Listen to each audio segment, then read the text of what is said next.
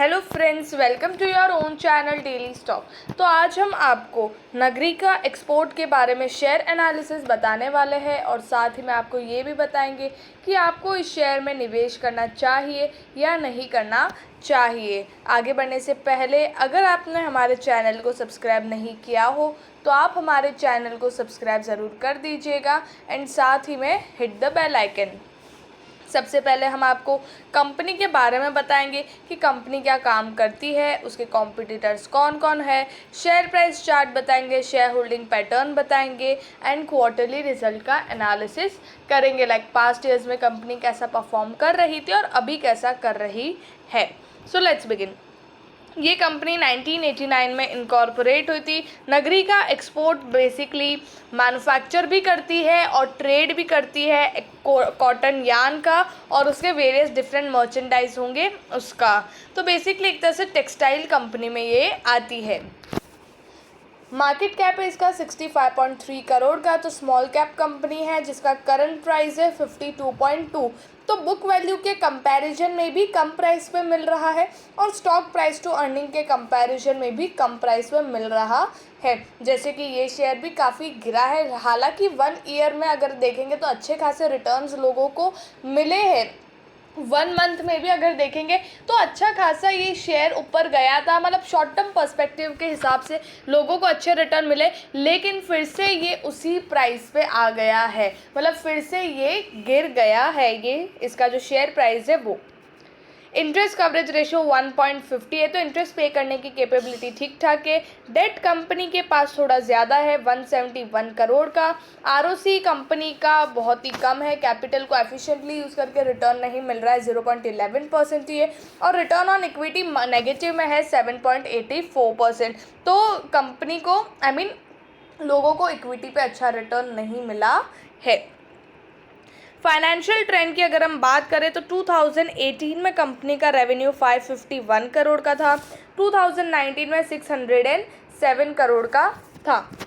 जैसे कि past years में भी अगर आप देखेंगे तो बहुत 2012 या 13 से कंपनी का जो रेवेन्यू है 400 से 600 करोड़ के बीच में ही आता है, मतलब 400 से 650 करोड़, या तो 550 करोड़ करिए या 570 करोड़ या 600 या 650 करोड़, बस इतना ही रेवेन्यू करे। ना कभी कंपनी इससे कम करती है और ना इससे ज़्यादा करती है। एक तरह से कंपनी की जो ग्रोथ है वो फिक्स हो चुकी है कि यार कंपनी इतना ही करेगी।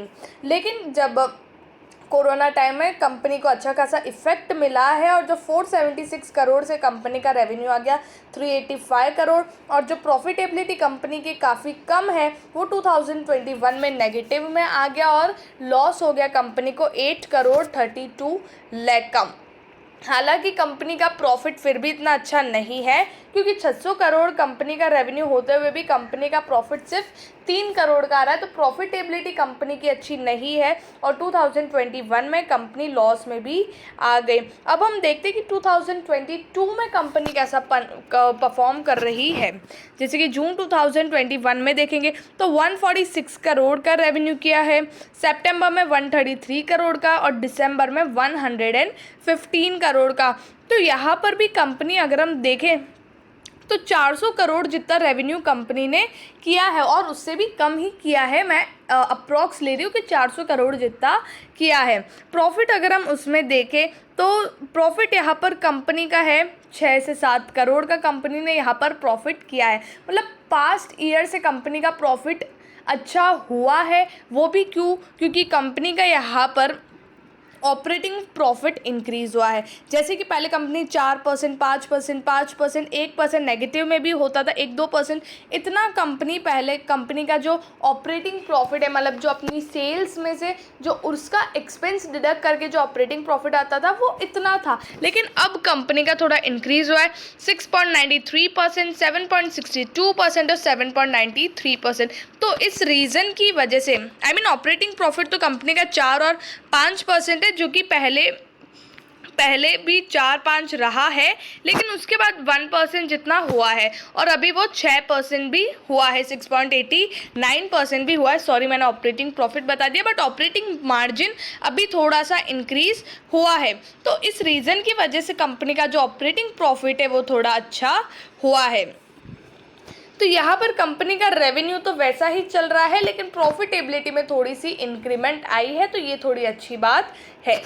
अगर हम प्रमोटर्स देखेंगे तो 52.87% और उतने ही है। डोमेस्टिक इन्वेस्टर्स 0.01% और पब्लिक 47.11 से 47.11 है। तो यहाँ पर सारे इन्वेस्टर्स मतलब 3 इन्वेस्टर्स है, प्रमोटर्स, डोमेस्टिक इन्वेस्टर्स और पब्लिक, और जितना उनके पास स्टेक है और उतना ही है, अभी भी ना वो उन्होंने इंक्रीज़ किया और ना ही डिक्रीज़ किया है। तो ठीक ठाक है कंपनी का शेयर होल्डिंग पैटर्न। अगर टेक्सटाइल में देखेंगे हम तो यहाँ पर वर्धमान टेक्सटाइल है, एसीएल मैन्युफैक्चरिंग है, देन अरविंद है, इंडो काउंट है, Nitin Spinner, Surat textile, RSWM and Nagreeka export. सब में से अगर देखेंगे तो सबसे छोटी कंपनी नगरिका एक्सपोर्ट है, 65 करोड़ का इसका मार्केट कैप है, जो 5 के पीई पे मिल रहा है, 5.23 के पीई पे मिल रहा है। सिर्फ 1 या 2 कंपनी जो इससे कम पी पे मिल रही है, और इसका करंट मार्केट प्राइस है 52.2। नेट प्रॉफिट कंपनी का बड़ा है, और उसी के साथ सेल्स भी अगर हम देखेंगे तो क्वार्टरली वाइज इंक्रीमेंट देखने को मिला है, लेकिन रिटर्न्स कंपनी के बिल्कुल भी अच्छे नहीं है। तो 5 ईयर हाई है यहाँ पर 77.40, करंटली जो है 52.25 है, 4.91% शेयर नीचे गिरा है। स्टार्टिंग में मैंने आपको बोला कि ये नहीं तो ये 52.25 इसका जो है करंट प्राइस है। आज ये लोअर सर्किट पे था और ये अभी नहीं, 1 वीक से कुछ लोअर सर्किट मार रहा है। तो जैसे कि अगर हम 1 मंथ का भी चार्ट देखते तो ये पहले 44 पे था, आराम से 70 के लगभग ये शेयर गया था, 70-75 के लगभग ये शेयर गया था, लेकिन उसके बाद से ये शेयर फिर से नीचे आ गया लोअर सर्किट मारता मारता, और अभी ये 52 पे चल रहा है। तो जैसे कि इसमें ट्रेडिंग के लिए आप इस शेयर को देख सकते हो, ट्रेडिंग पर्सपेक्टिव से अगर आपको निवेश करना है तो आप इस शेयर को अपने रडार पर रख सकते हो, लेकिन लॉन्ग टर्म पर्सपेक्टिव के लिए मैं नहीं बोलूँगी कि आप इस शेयर में निवेश करिए। आई होप आपको नगरिका एक्सपोर्ट के बारे में सब कुछ समझ में आ गया होगा। अगर आपको वीडियो अच्छी लगी तो please like and share and subscribe our channel. Thank you.